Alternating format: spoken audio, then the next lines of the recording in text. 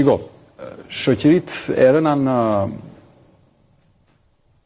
trishtim, e rëna në një pikë që të gjithë janë të zhgënjyer, thuaj se shoqëritë ku njerëzit zgjidhjen e shohin te ikja me radh duan shpresë, duan t'i motivosh, por duke e bërë në mënyrë të sinqertë.